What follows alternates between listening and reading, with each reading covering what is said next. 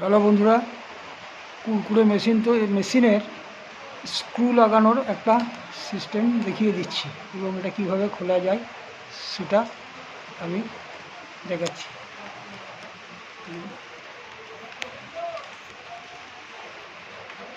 এই দেখুন, এই রেঞ্জ তৈরি করা এরকম একটা রেঞ্জ নিতে হবে। এই রেঞ্জটা কিনতে গেলে 1000 টাকা দাম, কিন্তু খুব সামান্য খরচই নিজে তৈরি করে নেওয়া যায়। হ্যাঁ, এটার সাহায্যে এইভাবে এটা খোলা যাবে। খোলার পর দেখুন, এই স্ক্রুটাকে আস্তে আস্তে খোলা হলো। এর ভিতরে ডাইস লাগানো আছে। এই ডাইস এদিকে বের হয় মালটা। এই যে ডাইস দেখতে পাচ্ছেন, এই ডাইস খুলে দিলাম। এরপর থাকবে এটা স্ক্রু, যে স্ক্রু, এই স্ক্রুর ভিতর এই ব্যারেলটি থাকবে। এই ব্যারেলটি থাকবে, এই ব্যারেলের মধ্যে এটি লাগানো থাকবে।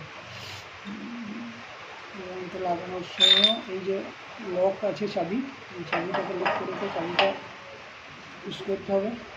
তারপর এখানে একটা লক রয়েছে, এই লক অনুযায়ী লাগাতে হবে। লাগালাম। তারপর ডাইস আছে, এখানে বাইরে ডাইস দেওয়া আছে। ডাইসটা চেঞ্জ করা যায় যদিও। এই ডাইস এইভাবে লাগালাম।